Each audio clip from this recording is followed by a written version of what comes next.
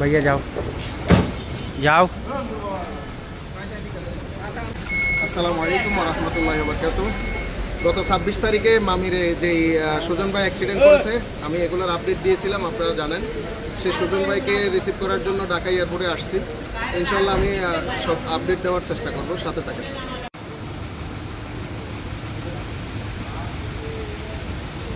আসাদ ভাই, উনার অ্যাম্বুলেন্স কিন্তু আসে নাই। এখনই আসবে, ওই সাইডে রেখে দিয়েন। ওকে।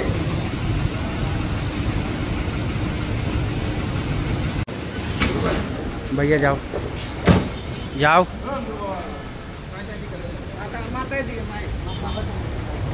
আগে মাথা দিবেন।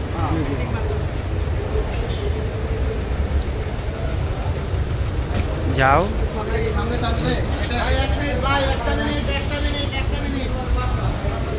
এটা ভিডিও করেন না ভাই।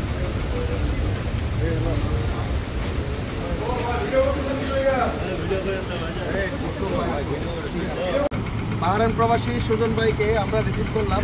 রিসিভ করার জন্য ওনার আত্মীয় আসছে, ভাই সম্বন্ধী লাগে, ওনার নামে আসছে লাস্টটা। আর উনি হচ্ছে ওনার ছোটো ভাই, আর উনি হচ্ছে ওনার শ্বশুর, যিনি ক্যামেরাতে আছে। উনি হচ্ছে ওনার শালা, তারপর উনি হচ্ছে ওনার সুজন ভাইয়ের জ্যাঠাতো ভাই।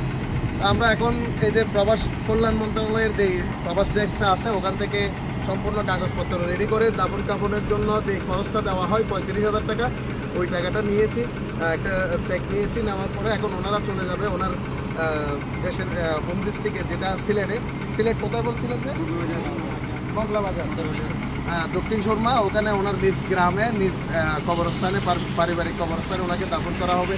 সবাই ওনাকে যারা চিনেন প্রবাসের মামির এরিয়াতে, বিশেষ করে মামিরে উনি ইন্তেকাল করেছিল সিগন্যালের মধ্যে যে অ্যাক্সিডেন্ট করেছিল উনি। তো যারা চিনেন সবাই মাফ করে দিবেন, বলতে থাকতেই পারে প্রবাসী ভাইদের, তো মাফ করে দিবেন এবং আল্লাহর কাছে দোয়া করবেন সব সময়, যাতে ওনাকে জান্নাতুল ফেরদৌস নসিব করে। আসসালামু আলাইকুম।